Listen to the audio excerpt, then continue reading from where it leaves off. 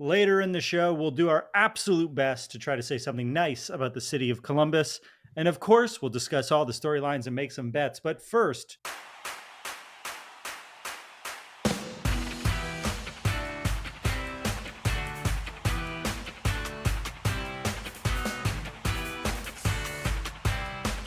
hello and welcome to Happy Foot, Sad Foot, your LAFC gateway drug and the only LAFC podcast that has the leak of what Palencia actually said. I'm Travis Helwig. I'm Vince LaRosa. And I'm Darren Miller. Welcome to our For double Patreons preview episode. Oh, God. Welcome to our double preview conspiracy episode of LAFC's MLS match versus NYCFC on Saturday, March 1st at 7:30 p.m. and the first leg of their CONCACAF Champions Cup round of 16 match versus the Columbus Crew on Tuesday, March 4th at 7 p.m., I believe. I don't know. Scheduling is weird with this tournament. Both matches are at BMO Stadium. You can watch the MLS match on MLS Season Pass on Apple TV+. And the CONCACAF Champions Cup game is on FS2. And for both matches, our live post-game call-in show will start 10 minutes after the final whistle at youtube.com/@HappyFootSadFoot. Later in the show, we'll do our absolute best to try to say something nice about the city of Columbus. And of course, we'll discuss all the storylines and make some bets. But first, we need to model how to banter without crossing the obvious and very low bar of basic human decency. It's time for listener-mandated banter. Darren, you suck. Well, that's fine. But I feel like if you said something a lot worse, it would be objectively worse. Yeah. And just so everyone knows, we're going to talk about that later in the show. We're not just making jokes about it. Just making jokes about it. I think we should just make jokes about it, make light of it, make it sound like it's no big deal at all, and that's it. I just want to be very clear that was Darren Miller speaking and is not representative of how Travis I just don't think it's worth taking any of this stuff seriously. Yep. That's what I think. Luckily, he's the one that edits the podcast too, so if you don't hear this, it's because that's right. Out. You'll hear it. Let's get to the X's and O's. So here's what I think we're going to need to focus on today. This is a podcast. Not everyone can see this. Oh, okay. Can you? I don't even know what it is. Can you describe what that is? Oh, this is a series of locks and latches for like a toddler to play with. Oh, and it looks like they're all on different doors on houses. Is that a thing that toddlers play with? Yeah, you just they practice their fine motor skills. You practice dexterity. Teaching your children how to break out of. When they're like 2 years old. Yeah, well, that's the time to start. To lock their home for intruders. I don't know. It was on the desk. I took it. I feel like toys were more fun for me. Yeah. What this is what the was only your favorite toy that all of our kids have. They have the one toy for 1-year-olds, and and then they have to deal with their basement. They can leave the basement if they figure out how to unlock the door. That's right. That's right. You guys, parenting is just building really intricate escape rooms. That would actually be pretty cool. Darren, which one's your favorite kid? Oh, I'm willing to consider to try to figure that out, but I don't have an answer for you. All right. Well, let us know next week. I think I'll think about it. It seems like I genuinely don't have a favorite, but you never know. I'll think about it. But not in a good way where you're like, I just love them all so much. It feels like it's the opposite. No, I do. I do love them all so much, and equally as it currently stands. Mm-hmm. But if I think about it more, maybe it'll change. Actually, what's the worst thing one of your kids did this week? Yeah, I was gonna say, can we get like a Darren Miller's children power rankings? Yeah. They're like doing a different combination of biking and scootering at this age. Mm-hmm. So sometimes someone will just go for it, and that can get pretty bad. Yeah. Is it a real scooter or is it one of those? I feel like there's those toddler scooters that they use. The twins have a scooter that's like 2 wheels in the front and then one in the back. Yes, that's what I'm thinking of, that like toddler scooter. And then Keaton just recently went from that to a full-on bike with no training wheels. Whoa. And but with pedals? Because aren't there like bikes now where like the kids just run with it? That's like a balance bike. Oh, okay. Which is like a pre-training wheels thing. Oh, it's even pre-training wheels. They still got rollerblades? Kind of, because it's like a toy bike, kind of like it's like a Flintstone thing. Yeah. Well, let us know in the chat if Vince and I should have children. We'll take a poll, and our patrons will decide whether or not we'll have kids. I went the opposite direction. Can't do it. Oh, just took care of it. Oh, like on purpose. Yeah. Okay, it's up to me. You know that. It's up to me. Patrons, if you want me to have a baby. Yeah. Start filling in those super chats. Hey, Jen. So I asked the chat and and by a score of 55 to 45. All right, we barely said anything. Start the show. Okay. Well, as the official casual host on the podcast, I love LAFC and I'll never miss a match. But unfortunately, I also have other things I love, like my family and having enough money to afford food and shelter for my family and taking the time to go back to the grocery store to get more food for my family because my dog ate the food that I bought for my family and certain members of my family eat 10 pounds of berries every day.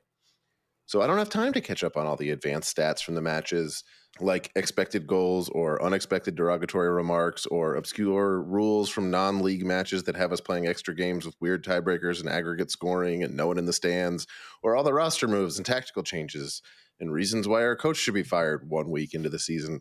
Luckily, my friend Travis, the human LAFC crazy wall, and Vince, the returned king of the LAFC press box, catches up every week on the most important storylines that live beneath the surface of every match so we can all enjoy them so much more in a segment we call Storylines.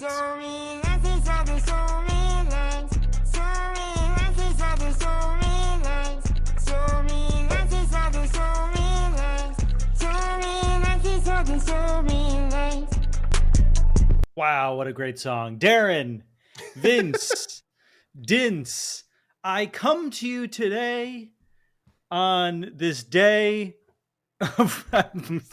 Start over. Man, we are off today. We are off today. Yeah, you're going hard there. Travis will now lead us in the Storylines prayer. Travis?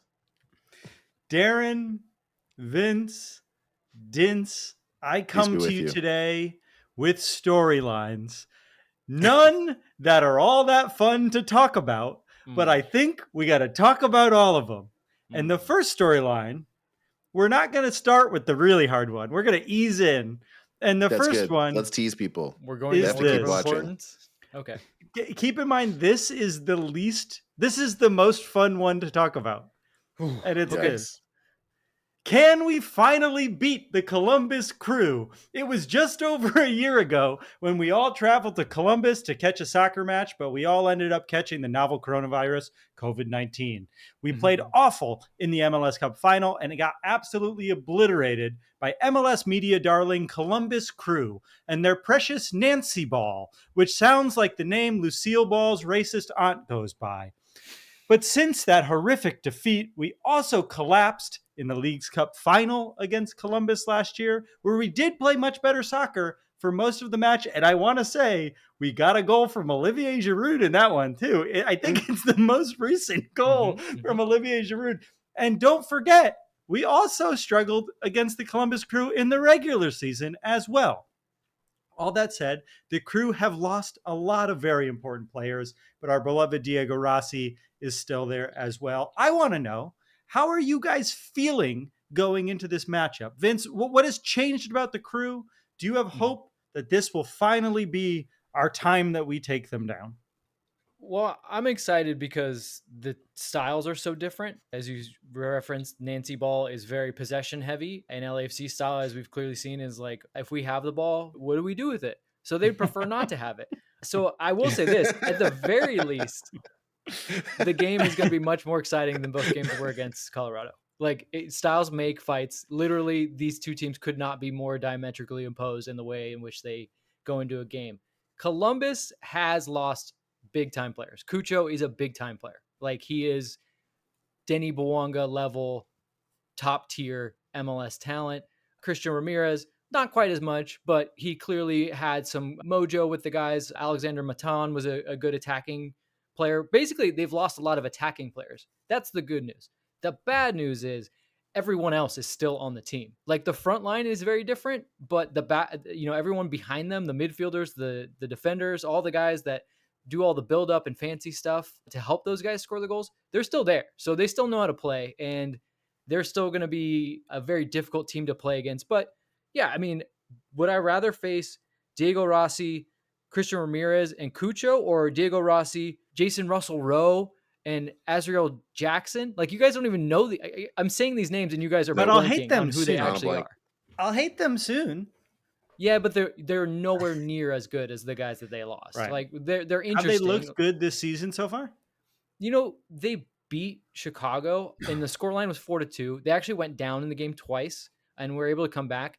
But what was very interesting was the way in which they scored their goals was not crew-esque in the way that you think about Nancy ball. It came out of their press, which is part of Nancy ball, but like Chicago just decided, hey, we're going to play out of the back no matter what, and literally gave away 2 goals by doing stupid things out the back.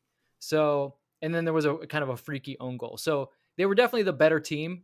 Oddly enough, after they scored their 4th goal, they created even bigger chances and missed them. So it could have been worse, but at the same time, like 4-2 kind of flattered them even a little bit. So that's what's interesting about them. Again, I don't know exactly what to expect from them other than they're going to try to have a lot of the ball and they're going to try to do the things that they always do, but there won't be Cucho there. Darren, how are you feeling about this match? Do you think the players have it in them to gear themselves up for this big thing? Or do you think it's like a monkey on their back that they bring from the other seasons? I think there's enough new blood at LAFC for that to not be as big of a deal. I think at this point, the fans have more of it than the players. And it's easier for the players to have that change in status when, like Vince said, they've lost some bite and some teeth to how they present in a matchup. And if they're wearing the Goosebumps jersey, they'll lose even more bite. So wait, can I add and before blood. we move on? Can I ask you two a question good. about this? Because I have a certain way that I feel about this, but I don't know how you guys feel. Does CONCACAF Champions Cup feel like not as important as it did because we're playing Colorado and then playing Columbus is like if Liverpool was like, oh, we played Chelsea in the Champions League and then we played Manchester City. Like, don't you feel like without the like allure of going to a cool different destination or playing like different... Alajuelense, it was like a fun away game that then immediately like, you were in. You're like, up, oh, we have to like be escorted back. Like it just Yeah. makes it feel like a continental tournament, knowing we go Colorado, Columbus, and then maybe Messi. Like we have the hardest run of American teams possible. I mean, not Colorado, but Columbus into Miami. I'm not even like, are we going to even? Oh, and then we have Monterrey after then, right? It's like, what are we doing? Yeah. I think there's like a level of pessimism I'm feeling where I'm like, there's no way we don't look good enough to beat this string of teams. I just don't think this is the team that could do it, or at least how we've been playing now. I don't know, Darren, do you feel any differently? No, yeah, I think that I've tempered my hopes and expectations according to that exactly. Like what I'm hoping is that these are good games to like give us extra reps to play better in MLS play afterward. I just have no confidence that the team we saw this past week can win CONCACAF Champions Cup. We're just not playing well. They're still ramping up in the beginning of the season. Like they're ideally, and I think it is worth expecting them to get better each match, hopefully quickly, and they can do that as they play in tournament matches, and it can go their way. Like I'm very open to them becoming good enough quickly enough to feel like, okay, now they're in the semis and they should win. Mm-hmm. But to Travis's point, and that's something I didn't really take into consideration, like when we played that season, when we went to the final against Leon, like we came into it being like, we're going to fucking win this. Yeah. And so I thought we were the best team on the continent. Yeah. Not only we gone into it, like coming off of, we didn't do as well in the playoffs as we thought we would have. We had a lot more turnover, but we're not playing quite as well. And then, like I said, the fact that like, wait, we're just playing more MLS teams. Like, I don't know. I'm not as hyped as I think I would be for when you put those two together. It really explains why. Like, I feel kind of nonplussed about this. Wait, we lost to Leon the year we later won the MLS Cup, right? No. Or was it off after we won MLS Cup? That was why, although people will clown us and say like, oh, you guys went to so many finals, you didn't win them. It's a big deal to be able to win MLS Cup, then go to the CONCACAF Champions League final and still come back from that and go to the final of MLS Cup that same season. Yeah. But then that's why we were like, yeah, we're going to win this because we had just won MLS Cup. Yeah. No, but beyond that, like our team was pretty baller. Like, yeah. So, I mean, like it was reasonable based on that evidence to feel that way. And it's reasonable based on this evidence this year to feel this way. Yeah. And it like, I feel like there's a comparison, right, to the way we played at the beginning of last season. We were like, we can't score. That feels different than what this first, and again, it's been 3 games, right? And we've won 1, lost 1, won 2 and lost 1, right? Like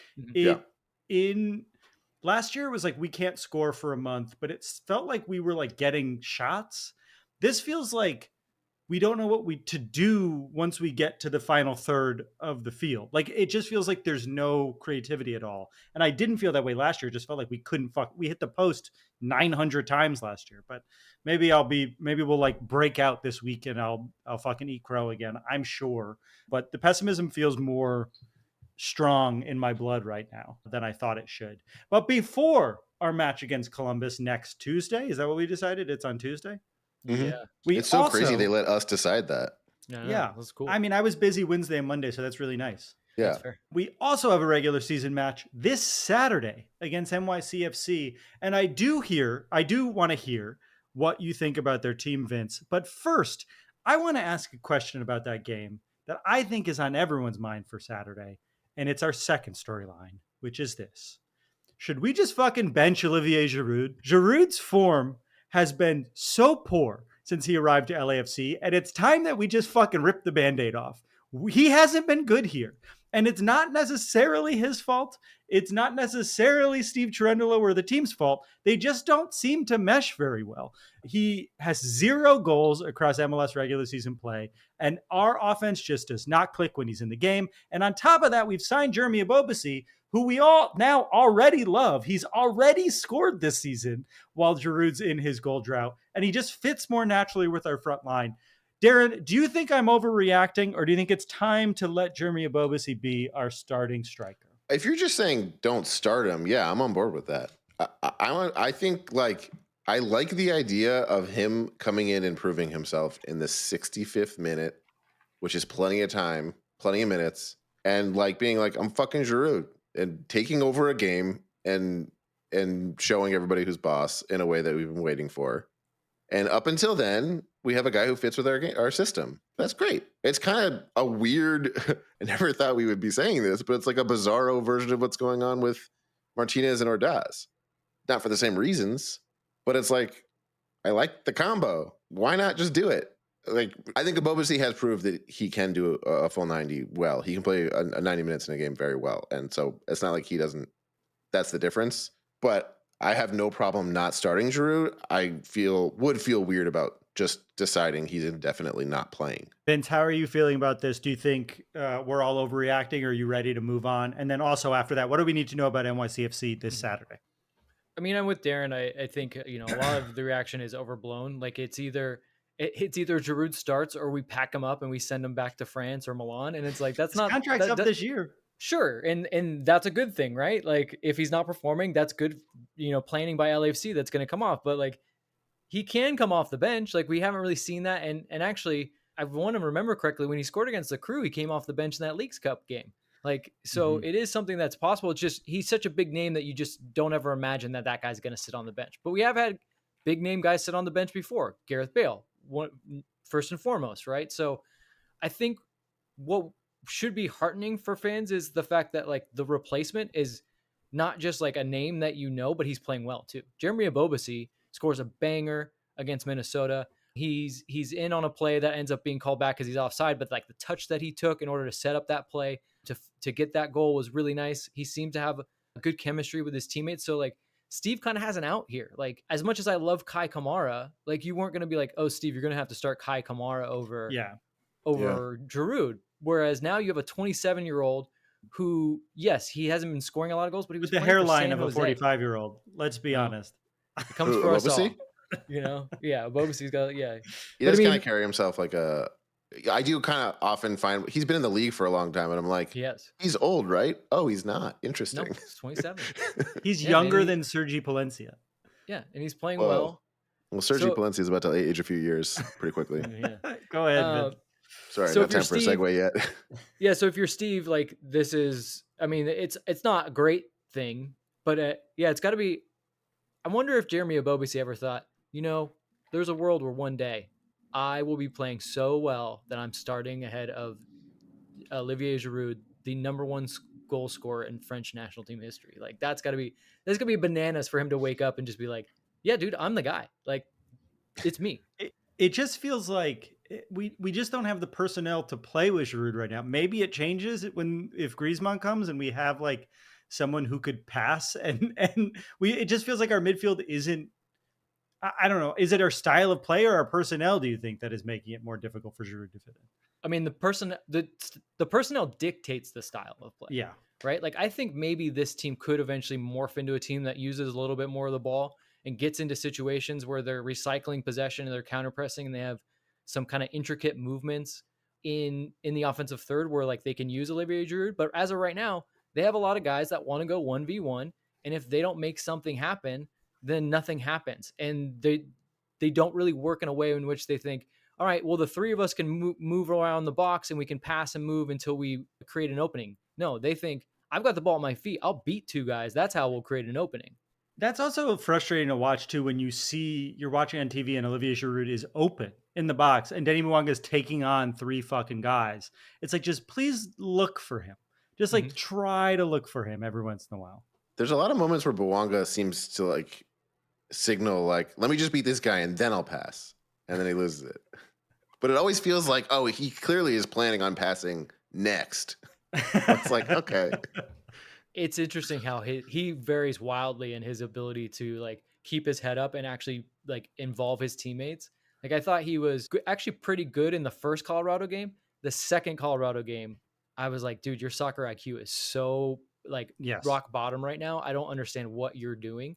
So, I mean, it takes time, but look, we can't argue with the results of what Denny Bouanga has done in this league. But I do agree with you. It's not all on Giroud, although he's not necessarily doesn't look like he's adding a lot on his own end. But at the same time, the style of play and the personnel around him are not maximizing what he does well. I'll say I can forgive Bouanga for not passing. I can't forgive Martinez for not passing. As good as Martinez is, to watch him do the same thing is infuriating.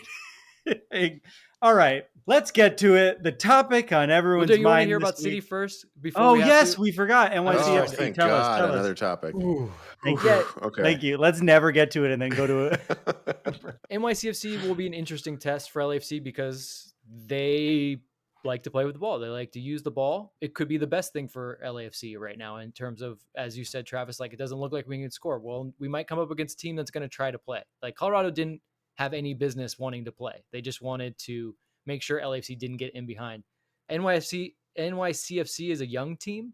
They're a team that's really lacking in DP talent, which is crazy to think because they're part of the Manchester City group. Like they should be able to get anyone they want in the world, but they have kind of like swung and missed on a couple of guys, Tyus Magno being one of them. And so their other Jovan Mihatovic, I think is how you say his name, was another record signing. He lasted one season before he was just like, I don't really like it here. I gotta go somewhere else. So they have some talented but they're all young.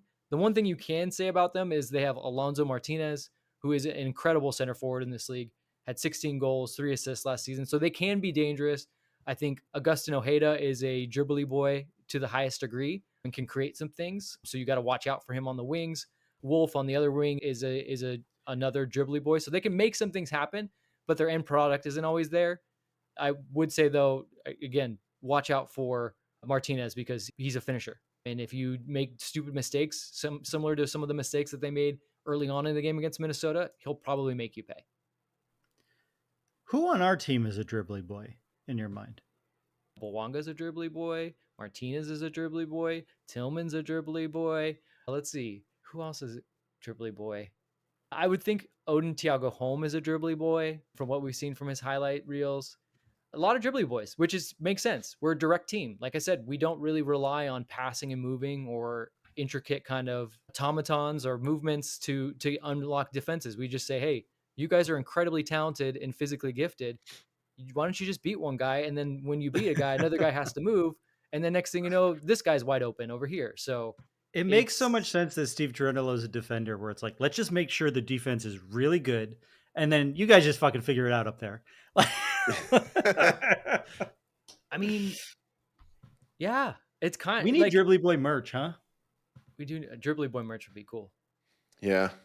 We've talked about that before. We should do merch. We just got to figure out, is it dribbly boy with an I for dribbly? And is it boy like BOYZ or BOIS? Sure. Like, what are we doing here? Good point. Can you tell we're stalling? All right, let's do it. The Deep topic breath. none of us want to talk about. Are you guys ready? Yeah. Uh-huh. And the final storyline of the week is this. What exactly did Bruce Arena and Chicho Arango actually do? Because I think we need to get down to this. Okay, we have plenty of time. We could talk about the other stuff. This is good. No, keep going. No, Well, of we're course.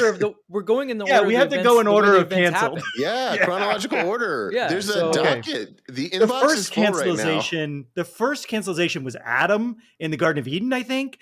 And Well, we're gonna be here a while. Yeah. Oh my God. the biggest LAFC storyline of the week and one of the biggest MLS storylines of the year so far came late into the second half of our game against Colorado last week when play was stopped for almost 10 minutes after Colorado player, and forgive my pronunciation, Chidozie Awaziim. Does anyone know if that's anywhere close? Close. Probably not. Accused our beloved Sergi Palencia of using some sort of offensive remark. It should be noted that the Colorado player is Nigerian, leading to many people to assume that the comment was racial in nature, although that has not been confirmed. An investigation was launched by CONCACAF. Both teams are said to be cooperating. Palencia denies that anything was said. This story has been picked up by the New York Times, The Guardian. I got a KTLA push notification today while walking my dog. This isn't going to go away, and it is possible that Palencia faces serious sanctions by CONCACAF. The Colorado player released a statement today saying the following: during last night's CONCACAF Champions Cup match, I believe I was subjected to abusive language on the field, something I've never experienced from another player before. I immediately reported what I'd heard to my teammates and the CONCACAF match officials. He goes on to say, my hope is that the governing bodies of the sport continue to hold players and fans accountable for discriminatory language in order to create an environment that protects and respects players of all races and cultural backgrounds. A couple of things I want to say right off the bat. We don't know what happened. No one listening knows what happened. We don't know any of these people, even if we watch them play soccer every week and it feels like we know these people. Okay? I also want to make sure and make clear that we're going to try our best to get this conversation right, and it's possible we slip up. We're three white guys who host a soccer podcast for a mostly Latino audience, and we were about to talk about a Nigerian claiming a Spanish guy said something offensive. We're going to step in it. So we're going to do our best, trust we're acting in good faith, recognize there's some things we don't understand here. Here's where I personally come down on this, and then I'll sort of just open it up and see what you guys want to talk about it. There's a lot of tribalism in sports, especially in soccer. Bawanga goes down in the box. We see a penalty. The other team sees the dive, right? And on Reddit and Twitter, I've already seen some of that unfortunate tribalism come into play. Palencia seems like such a nice guy. The Colorado player must be trying to get him sent off as some advantage being played. I think if your instinct here is to immediately jump to defend our player just because he plays for our team, I think you're maybe working in the wrong framework. This isn't a soccer conversation we're having. We're having a human being conversation. These are two people at work, and one guy feels like he was disrespected at work. So from a human perspective, what do I believe? I don't believe that any non-sociopath on the planet would make a false accusation like this to gain advantage in the first round of the fucking CONCACAF Champions Cup. I just don't believe that someone would do that. He clearly hasn't benefited from it. It's going to be weeks of an investigation. So there are three possible scenarios to me, and only two seem likely. One, a guy on the Colorado Rapids decided that the team needed some help on the field, and so he orchestrated and fabricated a racist or offensive remark, and now is trying to ruin Sergi Palencia's career and launch weeks of investigations into himself. Two, or that's one scenario. Scenario two is an athlete in his 20s got frustrated in the moment and made a mistake and said something offensive, and then realized their mistake and had to lie about saying it. And then the final scenario is the Colorado player thought he heard something that Sergi Palencia didn't say, and both players are acting in good faith, and the whole thing's a big fucking clusterfuck. I think if we're being honest with ourselves, only two of those are possible, right? It's scenario two or scenario three. There's no world in which he'd made it up just to fucking ruin a guy's life, right? No. Maybe that's naive, but I'd rather be naive than cruel. All that is to say, I don't know what happened. You don't know what happened. I don't think we have to hate Palencia now. I truly am hoping nothing changes with his role in the club. We like him as a guy. We love him as a player. I'm only saying it.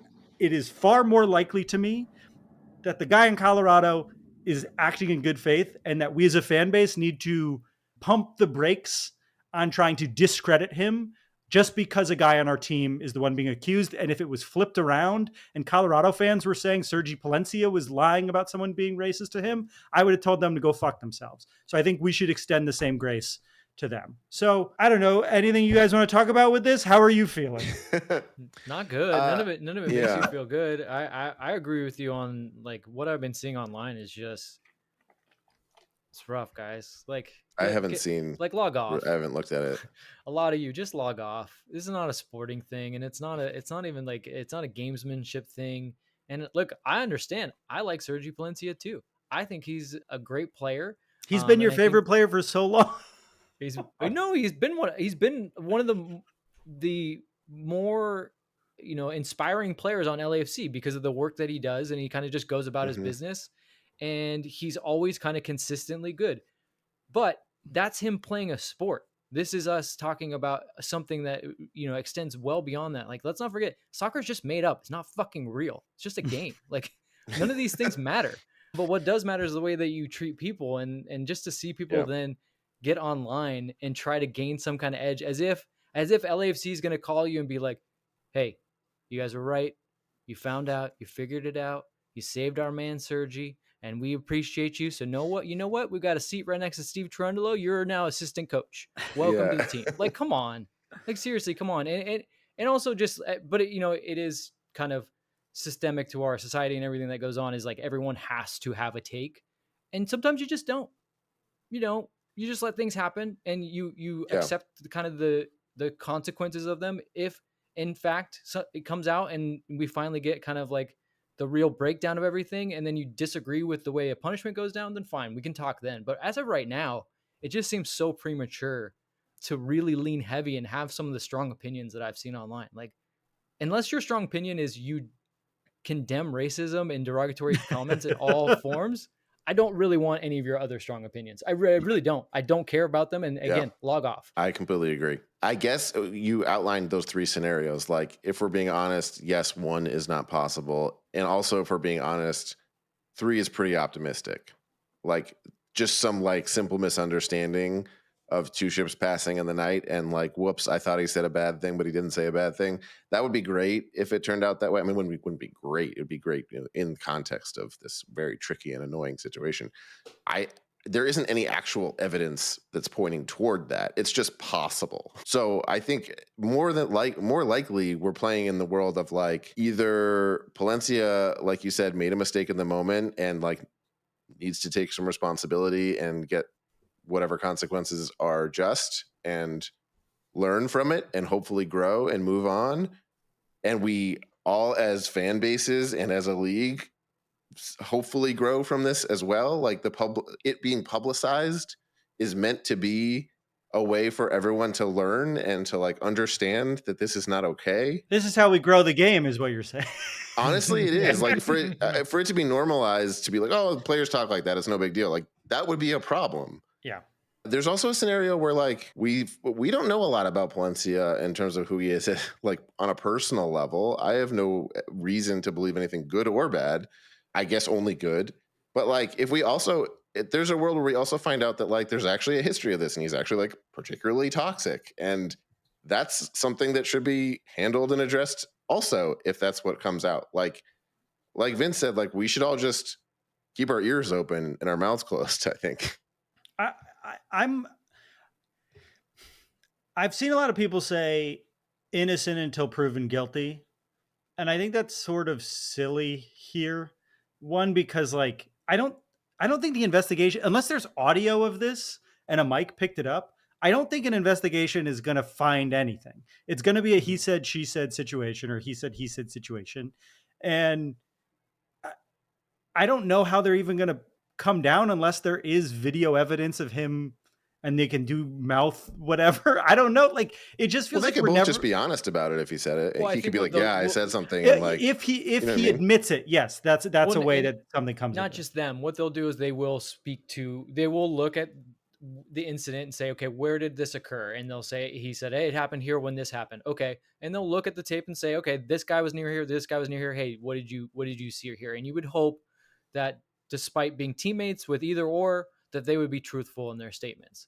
But you're right. There's not going to be the proverbial smoking gun here. It's going to come down to an investigation. That's why I think I will say this. I do think some of frustration, although it's not really voiced, but I know that some people are feeling it, is the fact that a lot of times these investigations kind of fail people, where they just kind of go like, oh, we didn't find anything. They just kind of disappear. Right. And for people that feel that, I feel for you, because it seems like more times than not, that's the response from these federations, because they don't want to put their foot in it either. And it's unfortunate, because for someone that has probably dealt with that in their life, then to understand that like no one's looking out for you is really disheartening. So I can at least feel for those people. But again, those probably are not the people going online and having strong opinions about this. It's just so weird to like posture in this moment. Like no one cares what you think. Honestly, no one cares what you think. No one even cares what I think. Like it doesn't matter. It's so I care weird what that you people think, have to go online and be like, well, let me tell you, well, it's what also like you have no what I would evidence. do. Like, And I'm like, what would you do, Mr. So-and-so with 10 digits after your name? Are you even a bot? Are you real? I don't know. well, it's all like people are people saying like that's outlandish because like he's not that kind of guy. Like he's a good guy. He would never do that. Like, what are you, best friends with him? People are saying, yeah, people are like, well, he's never shown any signs of this. He seems so. It's like you've never talked to him in your fucking life. You watch him from the stands at a fucking stadium. I get it, right? Soccer. Let's leave it at that. I right? get it. Like, I get it though, because he does seem sweet. And you grow fond of people when they're on their team for a while. You see him smiling all the time. Like it's easy to fall into that trap of like, he's a good guy. He's with me. You can create evidence. You can create evidence like that to be like, there are little signals that point to him being great. You can also create stuff on the other end that I think is equally bad to do. Like, as an example, I'm not actually doing this, but I think it's equally bad to like connect dots that aren't to be connected on the other end, which is like, oh, he hasn't really been that vocal in the press. Is that because they're purposely not putting him out there because he might put a step in it and he's purposely not been super public? I've seen someone mention that he's from Spain, which has a cultural history of racism in some respect. Like these are also not dots you should connect, but like you can create any narrative you want, right? Like we're storytellers here. What country doesn't have a cultural just writing history shit? Of race? What? I said, what country doesn't have a cultural history of race? Yes. But yes. And again, we don't even know if it's racist. Say it about an American player too. Like it just feels like I don't know what happened. That's all I'm saying. This is a complicated story. We should stop thinking about it in a framework of this is a member of our team. I think there's a way to talk about it, of how it will affect our team if something happens to Sergi Palencia. I just also want people for fans of this team to gear themselves up for what this is going to be like for Palencia, because I don't think this isn't going away. This was in the New York Times. Like it is how no one really knew Sergi Palencia's name around the league.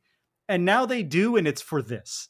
And so he's not I'm interested to see if it's going to affect him as a person to be, even if nothing happens sanction wise, to be now known as a villain around the league.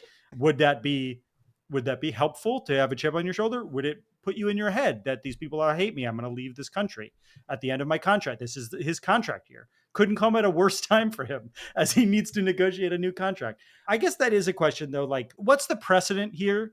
What are we going to lose him against Columbus? Are we going to lose him 2 months from now? What does the punishment usually look like for something like this? It's usually a suspension of some kind. I mean, a fine. What is different about this than maybe some of the other incidents we can look to? Like recently, Dante Van Zier was suspended for 6 games. Kai Wagner from the Philadelphia Union was suspended for 2 games. Those occurred in MLS. So in a way, it's MLS's duty and jurisdiction to handle that. This occurred in a CONCACAF Champions Cup game. it is up to CONCACAF to adjudicate this. And if they suspend him, to your point, Travis, would he only be suspended for CONCACAF games? Or would MLS, as a member of CONCACAF, say, well, we will extend that punishment to MLS? That's hard to say. Like, until we know exactly what happened or what they are ruling on what happened, it's hard to say. But generally speaking, it is a suspension, a multi-game suspension. Van Zier was suspended 6 games. I believe there's been players suspended up to 10 games. And I know some people will say 10 games, that doesn't seem like enough. You might be right. I don't, it's very hard to put an actual number on this. I think, to be fair to the people that do this, meaning the CONCACAF people or the MLS people, like, how would you put a number on this? What would you say? But 10 games is more than it's a third of the season. And it's a long time to lose our most consistent player, right? Like a guy who is incredibly solid. And if it's just CONCACAF Champions Cup, 10 games is the entire fucking Champions Cup. Right. So I don't know. It's bad all around. It sucks to fucking have to talk about this on our stupid podcast that we do to have fun. I think some of the dumb comments online have made me just feel like you're not helping. You're not helping anything by defending these people or saying that this other person is lying. And I think you need to know that you're actively maybe hurting the club, because it makes the club and the player and our fan base look bad that we're digging our heels in so much about this thing we don't know anything about. And I would just say, if you're one of those people who instinctively wants to defend Palencia, ask yourself, if the teams were reversed and this happened against LAFC and we were accusing the Colorado Rapids, would you be just as defensive of the Colorado Rapids, or would you still be supportive of LAFC? And if that's true, then you shouldn't be a part of this conversation, because you're having a soccer conversation and not a human conversation. Also, less importantly, if it turns out he's being like wrongly accused or something, like, your fan support for this guy won't help anyway. It won't be like, oh, well, they got to the bottom of what really happened and everything's fine now. Thanks so much to the people who tweeted about it. That's what really tipped the scales. Like, you're not doing, like, there's no version of this that is good for you or the team or him or anything. There's a lot of versions of this that are terrible. Well, I'm so happy that this is our hobby that we do with our spare time. Yeah, if you want to support us and our figure out how to solve racism, go to patreon.com/ Yeah. Let's not.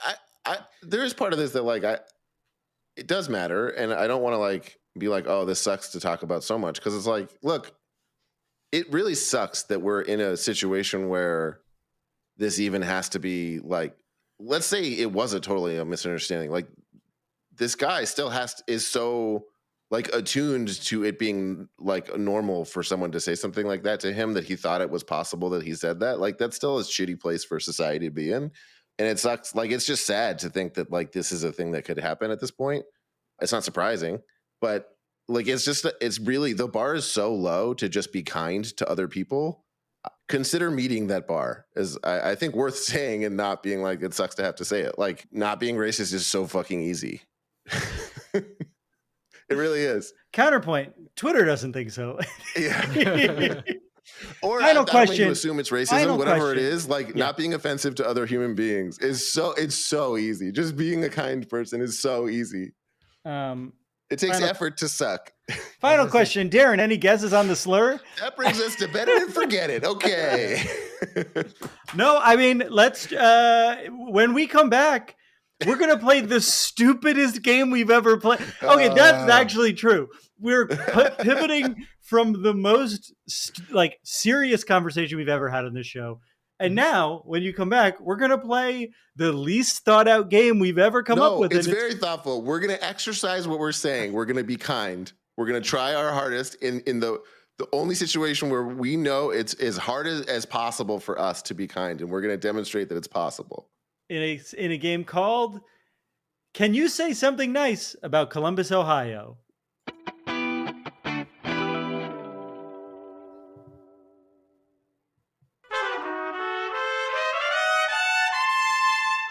And we're back. More about Sergi Palencia. I need another beer. So here's what we're going to do right now.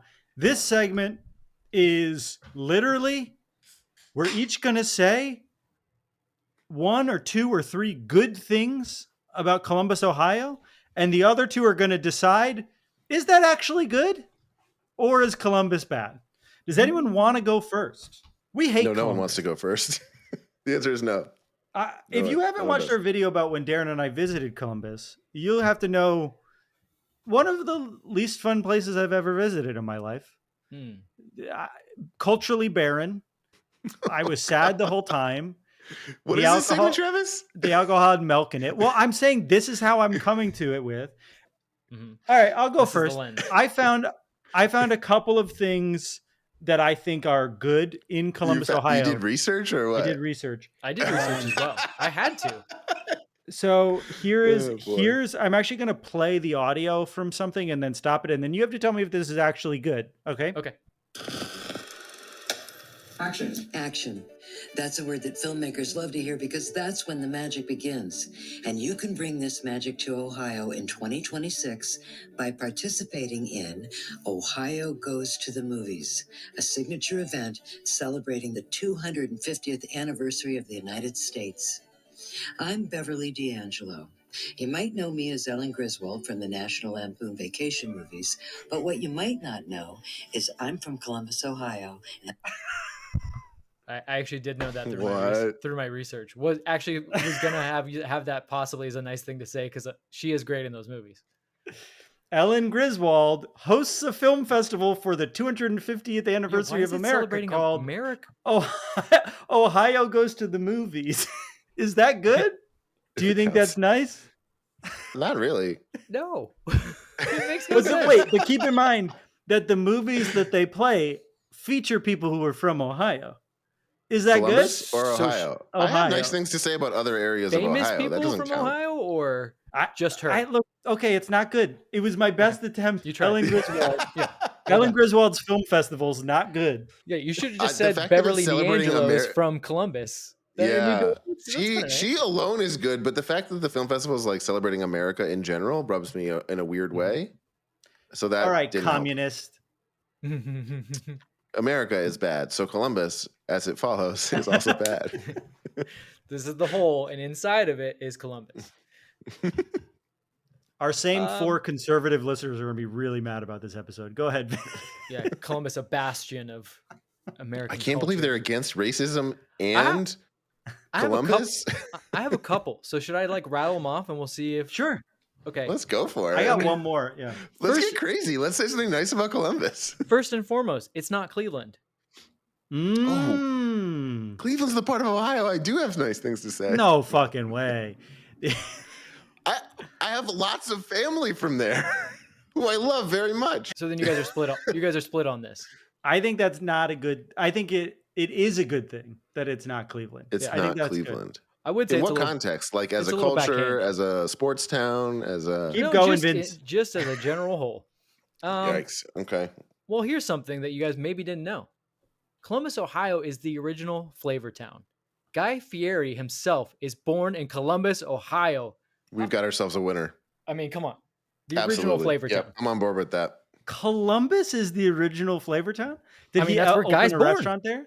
What? No, he's born there. I mean, wouldn't you say that it's the origin of Flavor Town? I would hate for someone to be like, well, Travis, he's deep down, he's from Stratford. My shitty town in Connecticut. No, I think it's good that Guy Fieri is from there. I don't know. He's never claiming that Columbus is Flavor Town. He's Flavor Town. Okay. Flavor Town is wherever he goes. Flavor Town is a mindset. Okay, Vince. There's a reason why his whole show was about finding Flavor Town somewhere else. Go ahead. I don't think that's good. Okay, I've got one more. You don't? I did. I've got one more.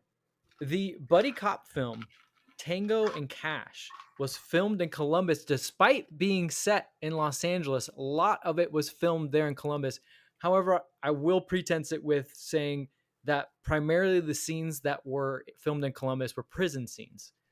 So the fact that Columbus needed to be the place instead of Los Angeles where they filmed the prison scenes, I don't know. I don't know what that says, but it says something. Do you think that movie is going to be in Ellen Griswold's film festival? Oh, it better be. It definitely celebrates America. It does. It doesn't make any sense that they would. Why would they go to Columbus to shoot a prison? You could just build the prison on a studio lot here. They must have cooler prisons. So they shot on location in a prison. I've never heard of this movie. Yet the movie is set in Los Angeles, and a lot of it is filmed in Los Angeles too. But it was funny to me to read. What is this movie called? Tango and Cash. You've never seen Tango and It's Cash? like a famous buddy cop movie. Kurt Russell, Sylvester I've never even Stallone heard of from it. 1989. Never even heard of it. Wow. Famously referenced in a Tenacious D song as well. Yeah, I'm older than you guys, so maybe this is now I'm outing Are you? myself. Yes, How much older? I was born in '84. Oh, not that much older. Like a couple years. Not that much, but I was 5. I was a very impressionable 5-year-old that, I had the type of parents that just sat me down in front of the TV and were like, have at it, Johnny. You'll grow up fine. I watched movies that I definitely should not have seen at a young age. I do think we all had access to the internet before our parents knew what that meant. So we all saw a lot of people die early on. That's true. I watched so there's many some people fucked up die when my stuff. brain was being formed. Jesus. That does not No, count I as a don't good think thing that's about good. Columbus. I don't think that's good. Okay, tried. Darren, you got anything? Yeah, we went there and we got firsthand evidence that the people are nice. Oh, this is a sincere one. Yeah. We only people heard are one nice. person say a racist can't- thing. What? That's impressive. I was gonna say I can't wait for Travis to tell us why they weren't nice. They were nice in a way that is lame. Like they weren't cool. Agreed. Like it's how like you're at a party and you're like, I'm too cool for this party. That's what being in Columbus, Ohio is like when you're from Los Angeles. The entire town. Yeah. Don't welcome me. Yeah. There would was say like What do you mean hello. I can come right in? Fuck you. Yeah. There was a moment in the bathroom I remember where like this guy comes up and he's drunk and he's like, we gotta kick your ass. And he's like, just kidding. And I was like, I'm just okay, joshing you. man, I am also scared of getting my ass kicked in the bathroom. And this is while you're still peeing, right? Yeah. I guess that's good. I mean, it's I don't know if- nice. It's nice to be nice. It's nice to be nice. That is the point we were just making. You were just trying to say that kindness is good. Sure, fuck. And then I thought that in their stadium, the audio engineering is really good. The sound of the supporter section was piped in through the speakers across the stadium really clearly, and Make it the sound much like louder. high fidelity audio. And I was very impressed by the engineering at play there. I will say generally that's frowned upon in soccer circles. The supporters Yeah, section but it's should be like- loud enough on its It's own. like that you don't need it. it's a very skilled thing to do. But let me ask you this, Darren. At halftime, did Yeah. they play Sweet Caroline? You guys noticed? Did they? Did I you feel guys like it notice- actually would have been fitting in Columbus of all places. Yeah, it feels like that's kind of like what we don't like about them playing it here. Is like this is a Boston thing, but like it feels like the vibe of a Columbus thing. Yeah. Isn't there? No, there is a team in MLS where like that is their thing. I'm sure there's a couple. Yeah, I'll look it up. They Is it the New England Revolution? if it's Oh, not, that's what it I should don't be. think so. Oh, but it's not. It's probably like Charlotte. Yeah, something like that. Yeah, that makes sense. That checks out. I got one more. Okay. It is duckpin bowling. It was the only bowling I had growing up. Where you throw Yeah, a me weird too. little shot put ball and the pins are fat. Mhm. Most of that has gone away. It was a Northeast thing. One of the less than a dozen duck pin bowling alleys left in America is in Columbus, Ohio. I like that. I mean, I've never done it. I've seen I have people nostalgia do for it. that. Yeah, I would like to do it. Will I go to Columbus to do it? That Pins Mechanical Company. That's what we'll have our meetup if we ever go back to Columbus. Yes. Duck pin bowling ruled. I'm sad it went away. Yeah, I like it. Yeah, Um, honestly, as a kid growing up, I only ever played whatever I guess, traditional bowling, or actually duckpin bowling is probably more traditional. No, it's probably older. But when I found out that like there was another way to bowl, I was like, why has this been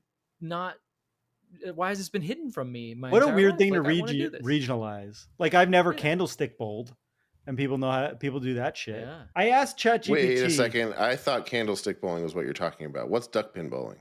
Duckpin bowling, the pins are fat. Yeah, and the like, ball they're is a shot really, they're really fat. I don't have any nostalgia for that. Fuck, it's not good.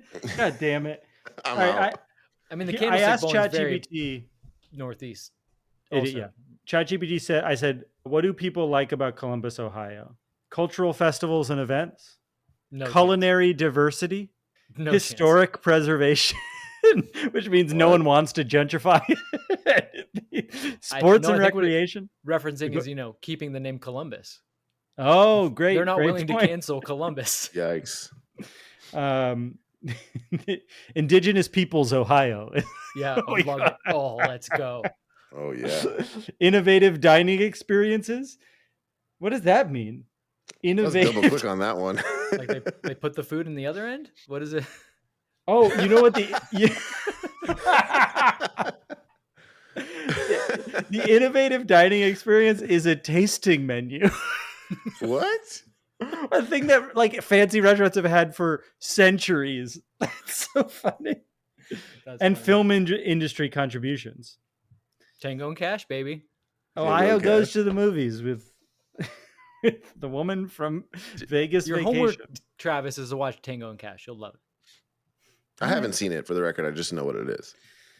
Anything else? I think this segment is a rousing success. Let's bring it back.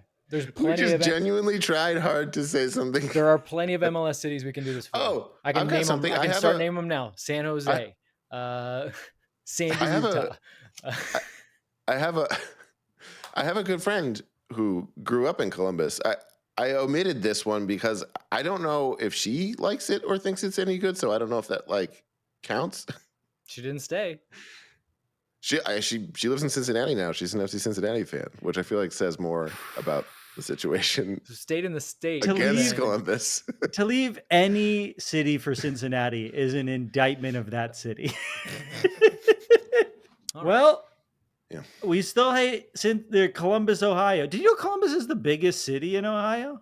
I always assumed Cleveland and Cincinnati Yeah. are larger, but Columbus is much larger.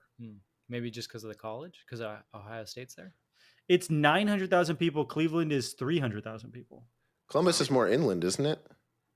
I don't know, man. I don't Wait, want to talk It's inland? like right up anymore. against the lake, so it's more concentrated. Sorry, when you said inland, I was like, "There's no coast." Yeah, that was wrong of me. Inland's not the word. It's Uh, further from the. Yeah, Actually, Cleveland's Darren, Columbus, Midwest. yeah, Okay, just checking. as opposed to Yeah. what? I think Yeah, you're yeah, probably Columbus I don't know. is You Midwest. thought Pittsburgh was Midwest. I'm just making sure that we're all gauging Midwest correctly here. What is it? What's Pittsburgh? Pittsburgh, Mid-Atlantic. What's Mid-Atlantic? Mid-Atlantic. There's a Mid-Atlantic accent. That's what Kennedy. You don't know what the Mid-Atlantic accent is? Is that like Baltimore, Pittsburgh? Well, that's Mid-Atlantic states, but Mid-Atlantic accent is like the haughty, like the old school like Kennedy accent. Kennedy, that's Boston. It's like you know how like old like aristocrats would talk like in a college high-minded voice? That's the Mid-Atlantic accent. Really? Yeah. Pittsburgh does have an accent. It's not like that. Pittsburgh but has I, that, yeah. I can't really do it, but they definitely have an intonation in yeah, the like, way that they say certain things. I think And the then way they to get have into the words- accent is to say Primanti brothers. Yeah. Well, Primanti no, they brothers. have words like yins, which means is their Yeah, version yins. of y'all. Yeah. All right. When we come back, we're going to make some bets.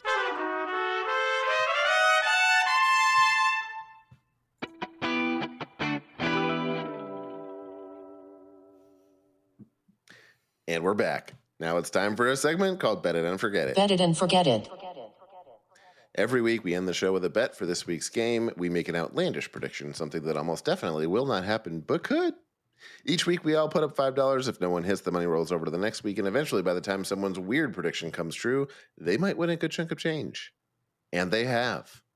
I made the arguably sus, outlandish bet of a player getting their first goal for LAFC, which in hindsight seems like maybe was too easy, but need it to did talk about happen that. twice, so maybe that legitimizes the win a little bit. Yeah, you won. In hard. any case, I will receive my winnings with requisite We need shame. to talk about that.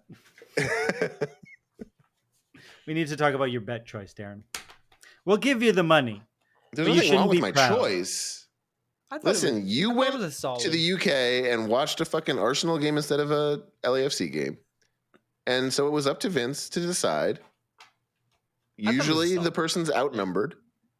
I remember you saying there's not that many options of who it could be. And then 2 happened. But the only 2 that there could be. Yeah. All right. Right? I'll give Darren your money. Let's do the ceremony. Fuck. How much do we have to give him? $45 each? It's Do you want to? It could be a way to. If we look, I think it works to have a fail-safe mechanism in this game. I think it is fun to say that if in hindsight it is very clear that was not outlandish enough. No. We can't we can't backtrack. have veto We power on a agree. It's an That overtime doesn't work. contingency. No. How much are we Venmoing you, Darren? Okay. It's 45 each, right? It was $90. Yeah, it was 90. It was $90. All right. Fine. Darren, are you ready? Guys, I got 3 kids to feed. It's helpful. Yeah, Appreciate it. Darren, are you ready to claim your prize? I am. Sir Darren Miller of Burbank, California, do you accept thou reward of 90 American dollars? Humbly. It is my great honor. This might be Mid-Atlantic. It is my great honor to now bestow unto It you might. the bet it and forget it ceremonial Venmo.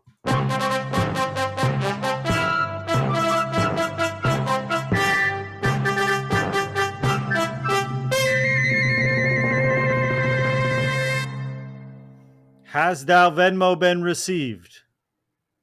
Aye.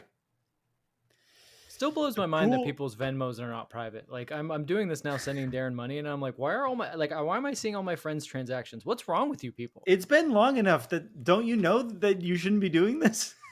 I mean, luckily none of them That's look weird. very sus, but weird. They won't let you do for drugs anymore. They banned a bunch of things. Oh, really? Yeah. As if the ones that were for drugs were those were actually the funny ones. Yeah. I would love Gymnastics to believe lessons. that. I would love to believe that the reason why they banned it is because they just decided, guys, the ship sailed on this bit, right? Let's just decide that it's done now. No, I would love to believe that they are we banned them being able to say for drugs, and clearly that means no drugs are being bought and or sold on our platform. Right. Yeah. Thanks, Doge. And they would actually say that in a court of law. They're like, well, we banned for drugs. You can't do it. Our pool this week is now for $15. Nah, fuck it. I'm going to go super big, so I don't even want to win $15. Yeah, go for it. You got it? You got anything? Yeah, Giroud hat trick. I'm just going to stick with it. Hell yeah. Hell yeah. He's not Every gonna play. week. Does the hat trick, is it 3 goals across games or is it 3 goals in No, one game? 3 goals in one game. He's got to do it a traditional style. The man knows Oh, what yeah, You this is across 2 outlandish. games. You could have predicted Giroud 1 goal for most weeks this season, this No, because he could year. have fluked into one. One could have hit off his butt and gone in. That's not going to count. Vince being mean about the team and Giroud is very refreshing to me. Especially It means we're not in a good place. Imagine they're like, Vince, we'd love to have you interview Olivier Giroud. And he's like, no, not that guy. Which that means he listens to the podcast. So Yeah, that's nice. Yeah, that'd be nice. That's a win. Yeah. Olivier, if you listen, let us know what Palencia said. Yikes. The joke I about will what say did that this Bruce experience Arena- has made me he want wasn't to on know the what field Bruce for Arena. it. If Oh, you yeah, guys that's true. remember, he was This- substituted out. This experience has made me want to know what Bruce Arena and Chicho said a little bit less. Well, yes, I'll say that. I agree. The joke is at least less funny, and Chicho didn't say anything. Mm. What's my bet? I've got a bet in the the- meantime. Oh, go for it. Go for it. I'd like to register my first French Connection bet of the season. Mm. This version of the French Connection bet will be that a goal will be scored by LAFC where both the goal and assist were created by a French person. French-born players. French-born players, yes. When Chanot was on the field, I would say a person who speaks French, but I guess that's not really relevant anymore. Well, for the time being. Yeah, he'll be back. He's not dead. Okay, I got my bet. I have a bet, and I'm very confident about it. Mm. Oh, okay. Palencia goal. Oh, fuck. Someone had to do it. Valencia gets a goal, and then we love him again. Oh, no. You're gonna. I take do the money still from love that? him. I want to be clear. I do love him. Man. Valencia goal's my bet. I'm sure half the people who play on every sports team are racist. You just don't have to. You don't think about it. Half. Yeah. Wait, is half a lot or a little? Seems like a lot. I would hope. Oh, a lot of people are racist. Well, this was the worst episode we've ever done. Our theme music is done by the insane team of James Valentine, Nate Wolcott, and Louis Palmer.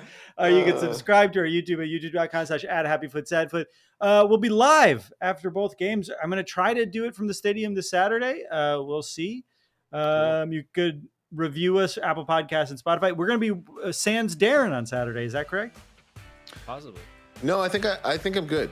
I think I'll be there. Sorry. I'm burping. You just seem kind of excited about it. No, I was trying to stop myself from burping into the microphone and I couldn't do it. Okay. Man, I didn't have it today, guys. I'm sorry. If you want to become a Patreon, go to patreon.com/happyfootsadfoot. But after today's episode, you don't have to. We have better. We've had better episodes. I want you to know we've had better episodes. Yeah. I thought this was fine. I don't know. It doesn't feel good to read It'll come out essay Am I about the problem racism. because I had fun? It'll come out better in the edit. Everyone knows that. Any support goes Sure. a long way to keep the blah, blah, blah, blah, blah, blah. I love you. Bye. Yeah, just end it. Vince? I love you. Bye. No, it just doesn't. Vince, really this should good. be the Really one. good. No, They really need it. The good. community needs it. We've been through so much this week. I know, but we just yelled at them for being stupid. I feel like they should learn the lesson. Yeah, but it's helpful to know that there's love behind Yeah. it all. I'm not a parent. There's That's not the way I work. Oh, it's all not about unconditional vengeance love. and- I think yeah. that's reasonable. Yeah.